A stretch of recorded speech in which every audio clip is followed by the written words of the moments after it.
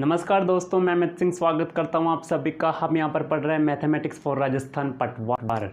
हमने जो topic start किया है वो है हमारे पास एवरेज। तो देखिए हमारे पास क्वेश्चन नंबर 1 दिया हुआ है हमारे सामने। बोला गया है क्वेश्चन में किसी परीक्षा में 8 विद्यार्थियों द्वारा प्राप्त अंकों का औसत कितना है। हमारे पास 51 है। 8 विद्यार्थियों की बात कर रहा है। यहाँ पे कितने विद्यार्थियों की बात कर रहा है? 8 विद्यार्थियों की बात कर रहा है। और 8 विद्यार्थियों द्वारा प्राप्त, अच्छा देखिए विद्यार्थियों की संख्या कितनी आ गई हमारे पास? 8 आ गई क्या? विद्यार्थियों की संख्या कितनी आ गई? 8 है हमारे पास। दोबारा बोला गया है हमें अंकों का औसत, और औसत को हम किससे डिनोट करते हैं? ए से डिनोट करते हैं क्या? तो ए कितना दे रखा है हमें? 51 दे रखा है।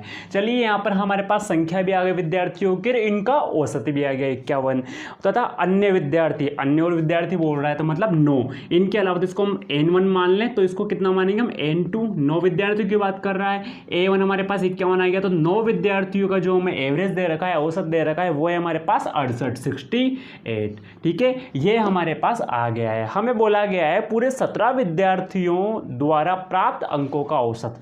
8 विद्यार्थियों का अंकों का औसत 51 है। 9 विद्यार्थियों के अंकों का औसत कितना है? 68 है। देखिए हमने एक सूत्र तैयार किया था, इसके एवरेज फाइंड करने का एक सूत्र तैयार किया था। यदि हमारे पास संख्या आ जाए और एवरेज आ जाए और हमसे किसी अन्य हमें मतलब टोटल, देखिए यहाँ पर टोटल कितना हो रहा है इसका? 17 हो रहा है क्या? मतलब 2 अलग अलग का तो हमें औसत दे रखा है। यहाँ पे हमें एक साथ 17 का औसत पूछा जा रहा है हमसे, कितना होगा? तो वो हम कैसे फाइंड करेंगे? ये हमारे पास एक सूत्र है। ठीक है, सूत्र में क्या बोला गया है हमें? N1 A1 plus N2 A2 divide by A1 plus A2। बात आ गई होगी समझ में। ये एक फॉर्मूला है हमारे पास। ठीक है, तो इस फॉर्मूले को हमें एंड तक ध्यान रखना है, हमारे बहुत काम आने वाला है इस टॉपिक में। ठीक है, तो देखिए N1 की जगह हम क्या रख देंगे? 8 रख देंगे। ठीक है, मल्टीप्लाई बाई A1 कितना है हमारे पास? 51 है। उसके बाद में प्लस लगाई और N2 दे रखा है हमें 9, और A2 की बात करेंगे तो ये हो जाएगा हमारे पास 68 हो जाएगा। A1 की बात करेंगे 8 प्लस A2 हो जाएगा 9 आ जाएगा। ये कैलकुलेशन है, इस कैलकुलेशन को आप सोल्व कर लीजिए। तो ये जैसे हमारे पास हो गया 408 प्लस ये हो जाएगा हमारे पास, देखिए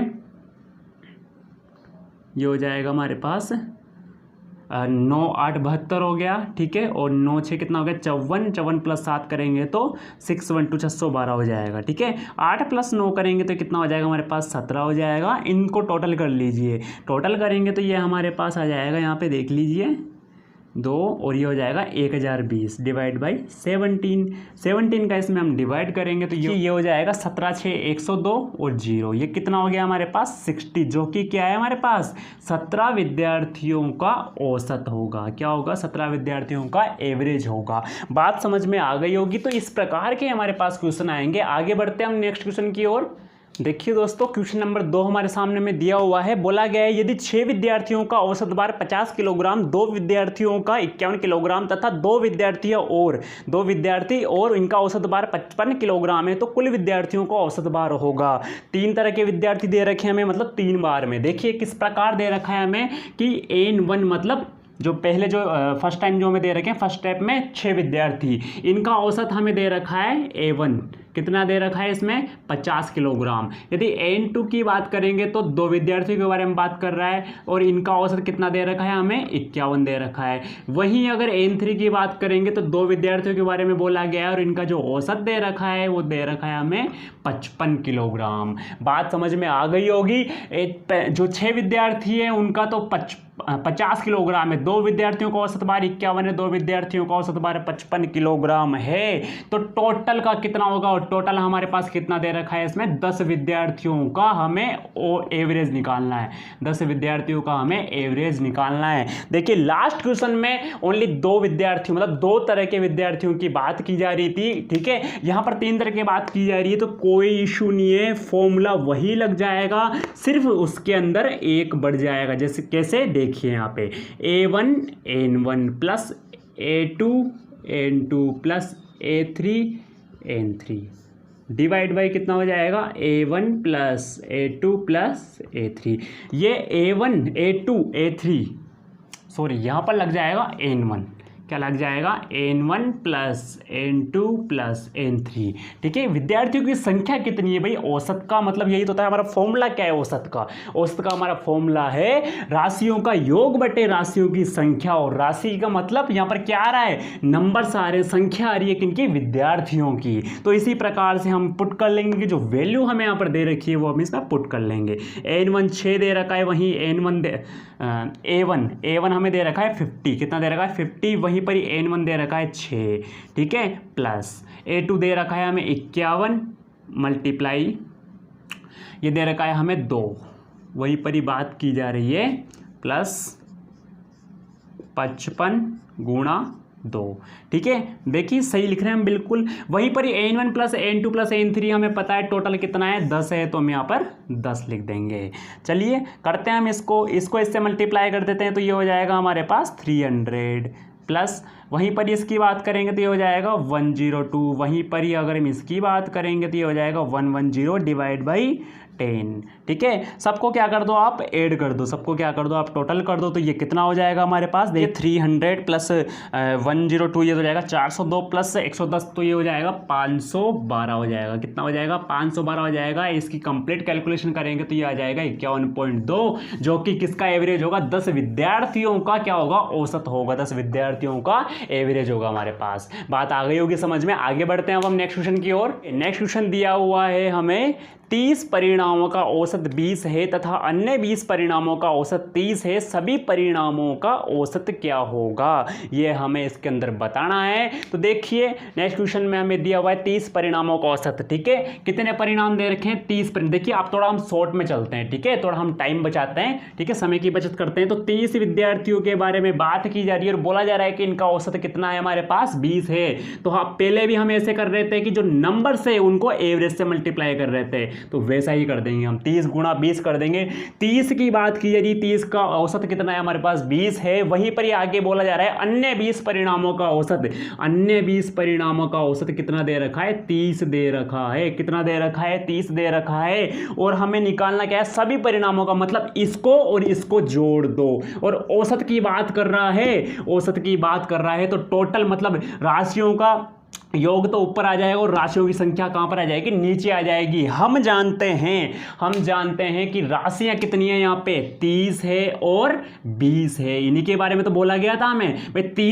30 परिणामों का औसत ये है, फिर 20 परिणामों का औसत ये है, तो कितना हो जाएगा नीचे, मतलब इनको टोटल कर देंगे तो 30 प्लस 20 कितना हो जाएगा, ये 50 हो जाएगा। कितना हो जाएगा, 50 हो जाएगा। और ये हम निकाल रहे हैं एवरेज, किसका निकाल रहे हैं, टोटल, मतलब 50 का एवरेज निकाल रहे हैं। तो यहीं पर ही बात की जा रही है, 30 गुणा 20 करेंगे तो 600 हो जाएगा, और ये भी कितना हो जाएगा, 600 हो जाएगा डिवाइड बाई 50। ठीक है, कितना हो जाएगा, 1200 बटे 50।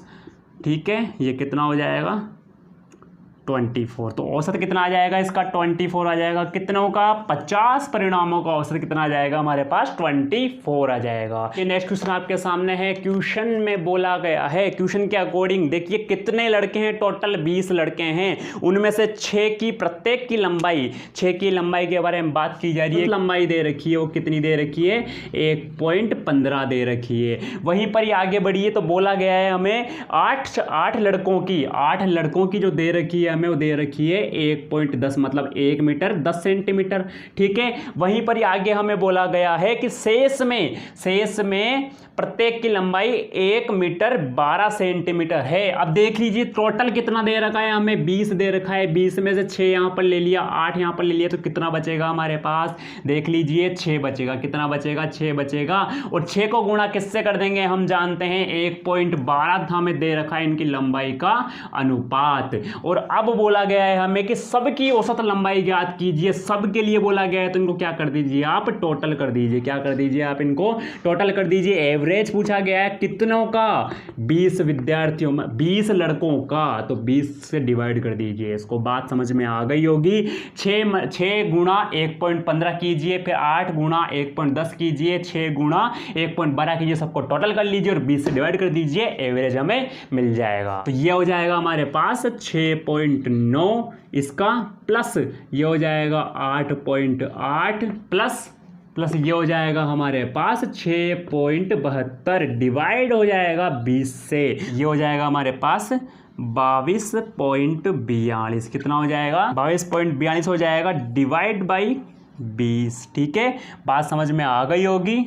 तो अब हम इसको करने की कोशिश करते हैं, पॉइंट हटा देते हैं, 2 0 लग जाएगा और फिर उसके बाद में 2 से डिवाइड कर देते हैं इसको, तो ये हो जाएगा 1121। ठीक है, 3 0 है तो 3 0 लग जाएगा यहाँ पर 1.121, ये इसका आंसर हो जाएगा। अब 1.121 हमें बोला गया है, तो देखिए किस प्रकार हम इसको लिखेंगे। हमें जो आंसर दे रखा है वो मीटर और सेंटीमीटर में दे रखा है, तो 1 पॉइंट मतलब क्या कर रहे थे, ये 1 अलग निकल जाएगा, क्या हो जाएगा 1 मीटर हो जाएगा, 1 मीटर हो जाएगा। और 121 की बात कर रहा है तो हम क्या लिख देंगे इसको, 12.1 सेंटीमीटर, कितना हो जाएगा, 12.1 सेंटीमीटर इसका आंसर हो जाएगा। बात समझ में आ गई होगी। आगे बढ़ते हैं अब हम नेक्स्ट क्वेश्चन की ओर। देखिए लास्ट जो क्लास थी उसमें हमने एक सूत्र मिस कर दिया था, तो अब हम उस सूत्र के बारे में देख लेते हैं। यदि हमें राशियां दी गई हो और साथ में उनकी आवृत्ति भी दी गई हो, तो उसका देखिए उसका हम औसत कैसे निकालते हैं। कि जैसे राशियां तो हमें दे रखी है, देखिए किस प्रकार x1 x2 x2 x3 और आवृत्ति, उनकी आवृत्ति हमें a1 a2 a3 के रूप में दी गई हो, तो इनका जो औसत होता है वो हम कैसे निकालते हैं, देख लीजिए। a1 x1 plus a2 x2 plus a3 x3, ठीक है, an xn के रूप में, और divide by x1 plus x2 x3 xn की बात हो रही है।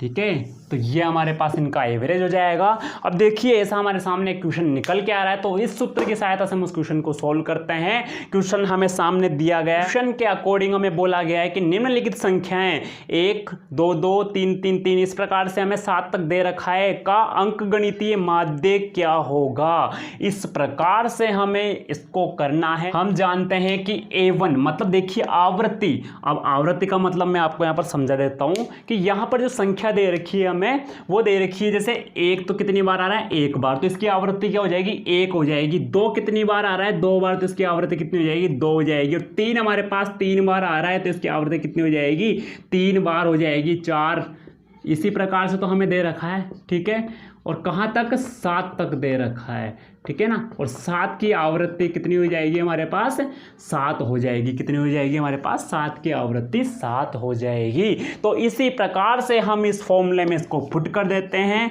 एवरेज दिया हुआ है a1, ठीक है, मतलब सबसे पहले हम x1 की बात करते हैं, तो राशि हमें क्या दी गई है, 1 दी हुई है, और इसकी राशि, इसकी आवृत्ति कितनी दी हुई है, क्या आवृत्ति, या फिर हम ये मान सकते हैं क्वांटिटी कितनी दी हुई है, 1 दी हुई है। वहीं पर ही प्लस कीजिए आगे a2 क्या है हमारे पास, 2 है क्या, और इसकी जो क्वांटिटी इसकी जो आवृत्ति दे रखी है वो हमें 2 दे रखी है।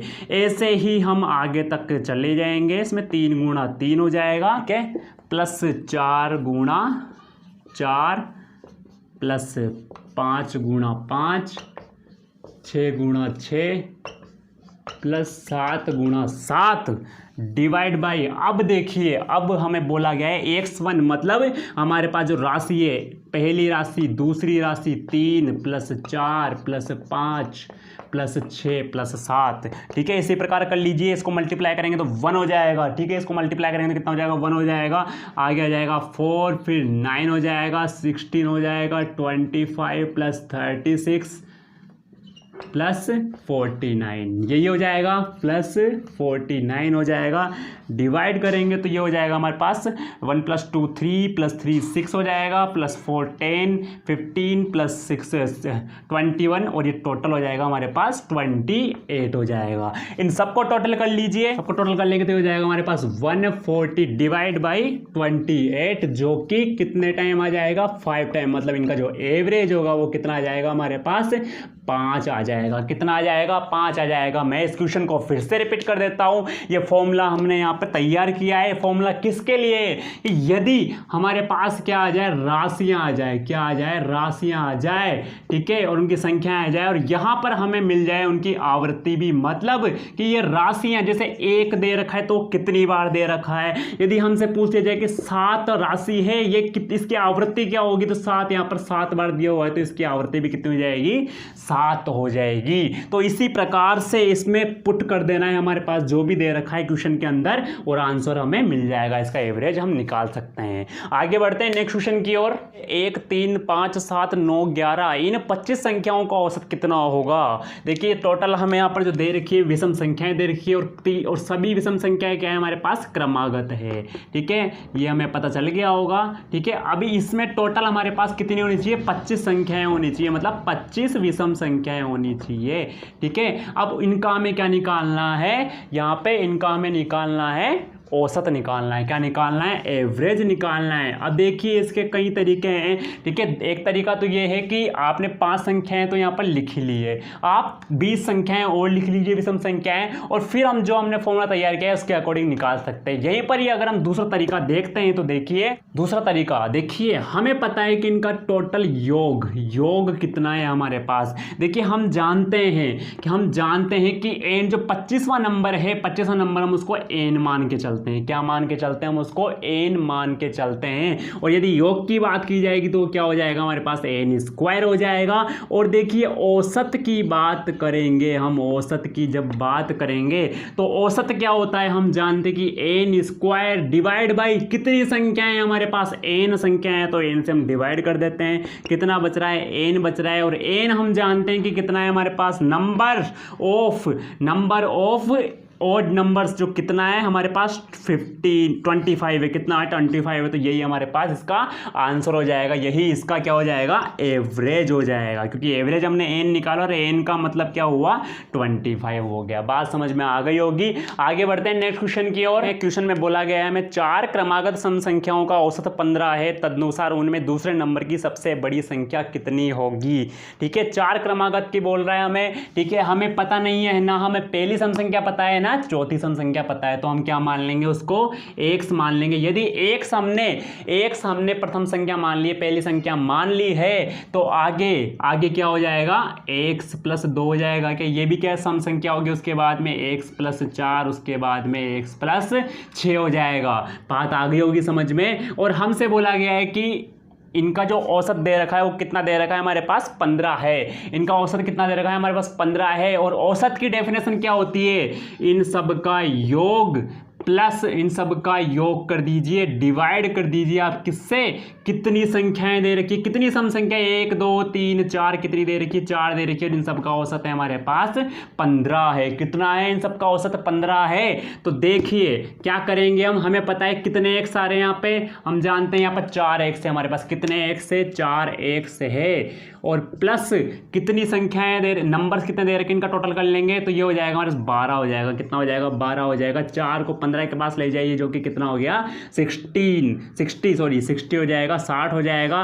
क्या करेंगे? कैलकुलेशन कर देंगे। हम जानते हैं 12 प्लस में है, 60 के पास भेजेंगे, माइनस में हो जाएगा, मतलब ट्रांसफर कर देंगे। तो एक्स की बात करेंगे तो ये कितना हो जाएगा? 48 डिवाइड बाई 4, और एक्स का मान हमारे पास आ जाएगा यहाँ पे 12 आ जाएगा। कितना आ जाएगा? एक्स का मान 12 आ जाएगा। हमसे बोला गया है क्वेश्चन के अंदर कि दूसरे नंबर की सबसे बड़ी संख्या, हम जानते हैं कि पहले नंबर की सबसे बड़ी संख्या क्या है हमारे पास? x + 6 है। ये तो पहले नंबर की होगी। दूसरे नंबर की बात की जाएगी तो हम उसको क्या बोलेंगे? x + 4 बोलेंगे। क्या बोलेंगे हम उसको?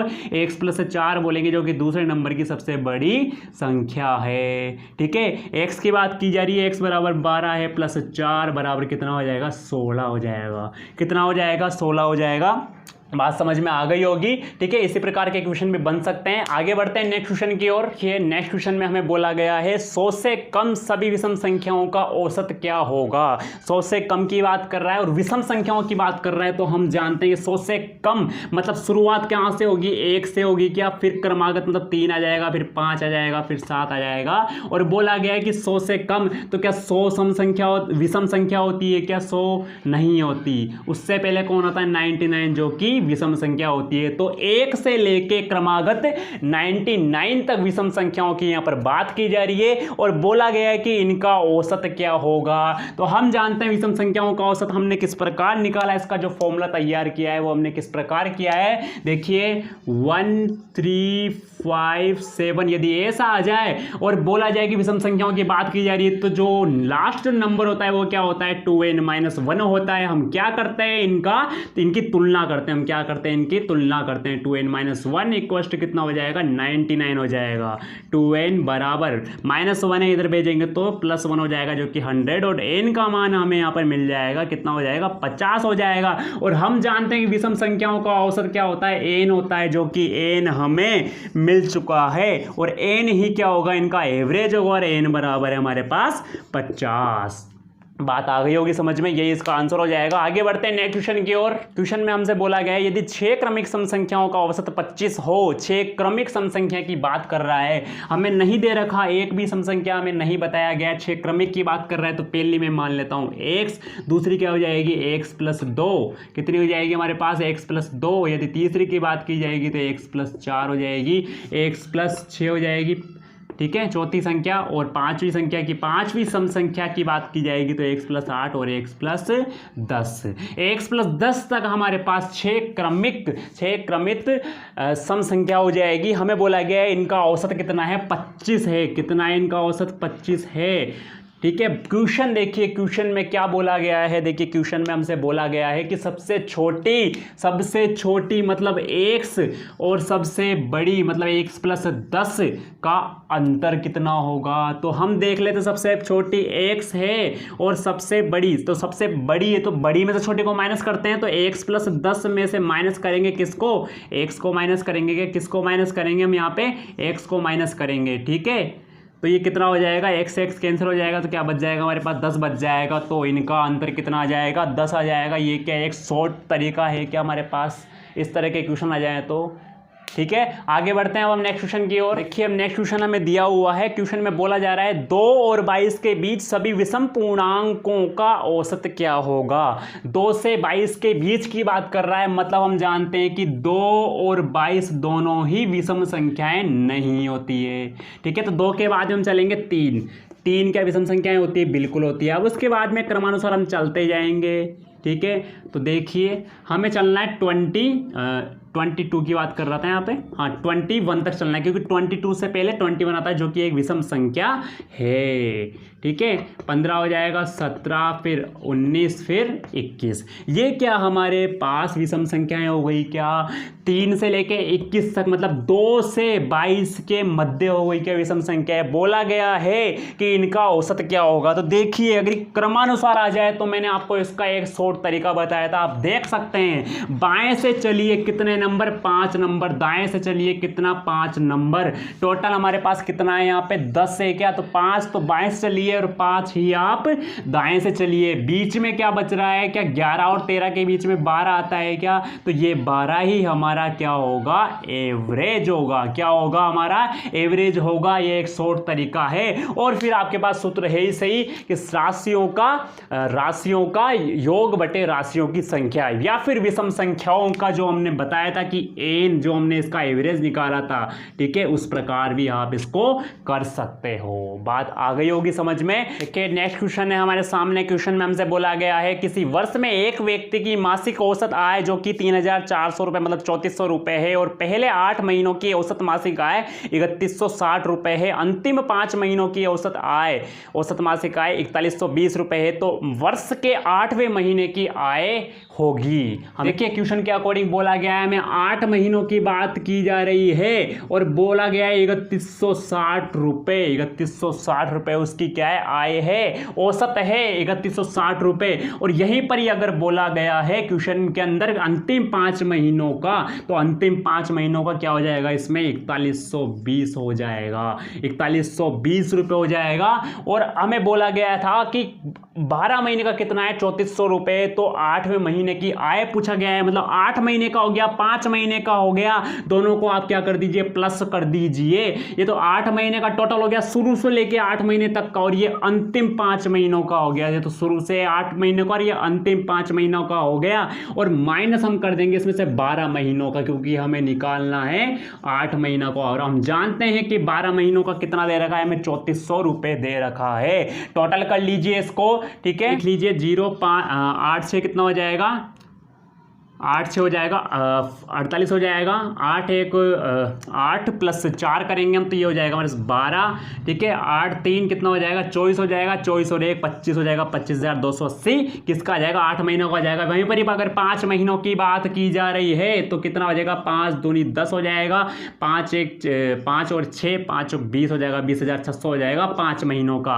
वहीं पर हमसे बोला गया है कि इनमें से ये तो हम टोटल करेंगे, क्यों, क्योंकि 8 महीनों का बोला गया और 5 महीनों का बोला गया है, और हमसे पूछा जा रहा है कितनों का, 8वें महीने का। तो हम 12 महीनों का माइनस कर देंगे इसमें से, तो हमें निकल जाएगा ये कितना हो रहा है, देख लीजिए 12 4 48 हो जाएगा, क्या 12 3 कितना हो जाएगा, 36 हो जाएगा, 36 प्लस 4 करेंगे तो ये हो जाएगा 40,800 हो जाएगा। टोटल कर लेंगे हम इसमें से, टोटल करके इसमें से माइनस कर देंगे, ये हो जाएगा हमारे पास 50 80 कितना हो जाएगा हमारे पास, 5080 हो जाएगा, जो कि इसका औसत होगा। क्या होगा, इसका औसत होगा। बात आ गई होगी समझ में। आगे बढ़ते हैं अब हम नेक्स्ट क्वेश्चन की ओर। देखिए नेक्स्ट क्वेश्चन हमें दिया गया है, 9 संख्याओं का औसत 50 है, पहली 5 संख्याओं का औसत 54 है, और अंतिम 3 संख्याओं का औसत दे रखा है हमें 52 है, तो छठी संख्या क्या होगी। क्वेश्चन के अकॉर्डिंग 9 संख्याओं का औसत जो कि कितना दे रखा है हमें, यहाँ पे क्वेश्चन में 50 दे रखा है, कितना दे रखा है, 50 दे रखा है। वहीं पर पहली 5 संख्याओं का तो 9 तो हमें टोटल दे रखा है, अब 9 की बात कर रहा है, 1 से लेके 9 तक की बात कर रहा है, तो पहली 5 मतलब 1 2 3 4 5 तक का, तो इसमें से माइनस कर देंगे कि इसको हम पहली 5 के लिए पूछा जा रहा है, कितना दे रखा है इसका, हमें दे रखा है 54 दे रखा है, कितना दे रखा है 54 दे रखा है। और फिर बोला गया है कि अंतिम 3 मतलब 9 से अंतिम 3 आ जाओ, मतलब 9 8 7 तक की बात कर रहा है, इसको भी हम इसमें से माइनस कर देंगे, क्योंकि टोटल हमारे पास 9 दे रखा है, तो अंतिम 3 का कितना दे रखा है, इसमें दे रखा है 52, कितना दे रखा है हमें 52 दे रखा है इसका औसत। हमसे बोला गया है कि छठी संख्या क्या होगी, छठी संख्या क्या होगी, तो उसके लिए देख लीजिए किस प्रकार निकाल लेंगे, क्योंकि देख लीजिए 1 2 ऐसे इसी प्रकार चल रहे हैं, 1 से लेकर 9 तक के लिए बोला गया है, 1 2 3 4 5 6 7 8 9, ठीक है। पहले तो पहली 5 संख्या ये लीजिए, पहली 5 संख्या हो गई, फिर अंतिम 3 संख्या, ये अंतिम 3 संख्या हो, अरे भाई छठी संख्या के लिए बोला गया है, टोटल हमारे पास पड़ा हुआ है,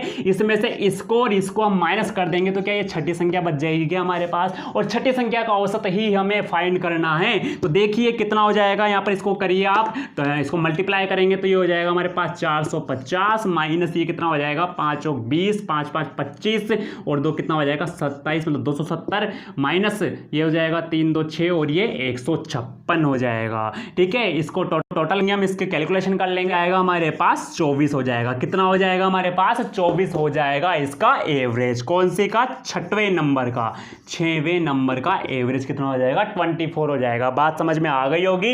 इसी प्रकार से बढ़ते हैं हम आगे नेक्स्ट क्वेश्चन की ओर। देखिए क्वेश्चन के अकॉर्डिंग हमें बोला गया है, एक परिवार का वर्ष के पहले 3 महीनों का औसत वार्षिक खर्च जो कि कितना दे रखा है, पहले 3 महीनों का दे रखा है हमें 2200 रुपये, अगले 4 महीनों का दे रखा है हमें 2550 रुपये, और अंतिम 5 महीनों का दे रखा है हमें 3120 रुपये। यदि उसके पूरे वर्ष की कुल बचत 1260 रुपये है तो औसत मासिक आय कितनी है। देखिए किस प्रकार करेंगे, क्वेश्चन के अकॉर्डिंग जैसा हमें बताया गया है कि पहले 3 महीनों का जो कितना दे रखा है 2200 रुपये दे रखा है, उसके बाद में बोला गया है कि अगले 4 महीनों का कितना दे रखा है हमें, इसमें औसत 2550 दे रखा है, 2550 दे रखा है, और अंतिम की बात कर रहा है, मतलब अंतिम 5 महीनों की बात कर रहा है, तो अंतिम 5 महीनों का हो जाएगा 3120 हो जाएगा, कितना हो जाएगा 3120 हो जाएगा।